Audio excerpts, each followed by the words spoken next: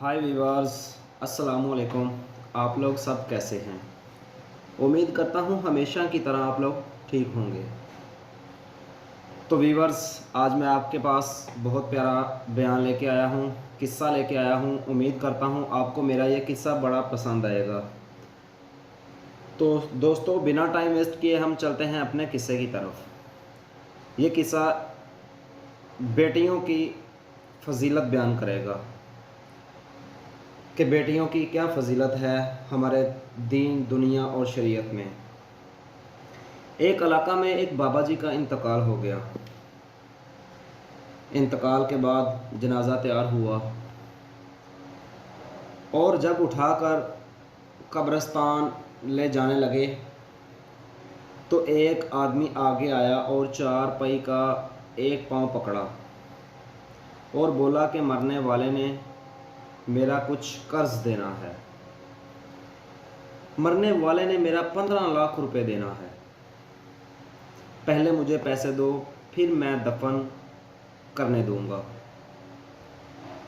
अब तमाम लोग खड़े तमाशा देख रहे हैं कि ये क्या माजरा है। मरने वाले ने 15 लाख रुपए देना है।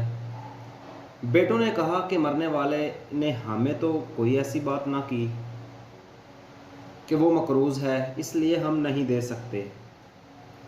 मुतवफ़ी के भाइयों ने कहा कि जब बेटे ज़िम्मेदार नहीं तो हम कैसे ज़िम्मेदार हो सकते हैं। सोच में पड़ गए।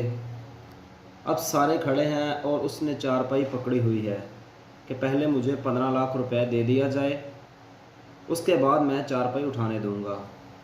जब काफ़ी देर गुजर गई तो बात घर की औरतों तक भी पहुंच गई। मरने वाले की इकलौती बेटी ने जब बात सुनी तो फ़ौरन अपना सारा जेवर उतारा और उतारकर अपनी सारी नकद रकम जमा करके उस आदमी के लिए भिजवा दी।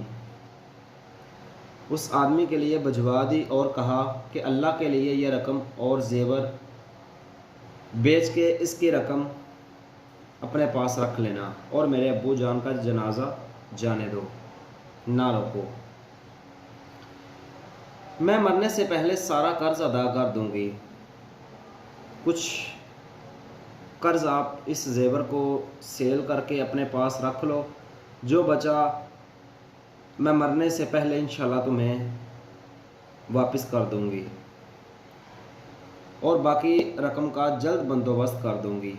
अब वो चारपाई पकड़ने वाला शख्स खड़ा हुआ और सारे मजमे को मुखातिब होके बोला,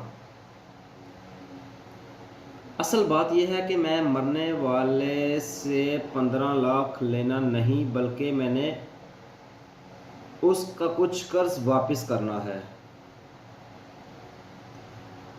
बात यह है कि मैं उसके किसी वारिस को जानता ना था जो कि उसका बहुत ज़्यादा करीब था। अब मुझे पता चल चुका है कि उसकी वारिस एक बेटी है और उसका कोई बेटा या भाई नहीं है। आहा, अब भाई मुंह उठा के उसे देख रहे हैं और बेटे भी कि अब तो हम अच्छी खासी रकम 15 लाख रुपए अपने हाथों से गवा बैठे हैं। तो दोस्तों, एक बेटी वाले खुश नसीब हैं, लिहाजा बेटी की पैदाइश पे खुश होना चाहिए, ना कि गमगीन। बेटियों की शरीयत में बहुत फजीलत बयान की गई है।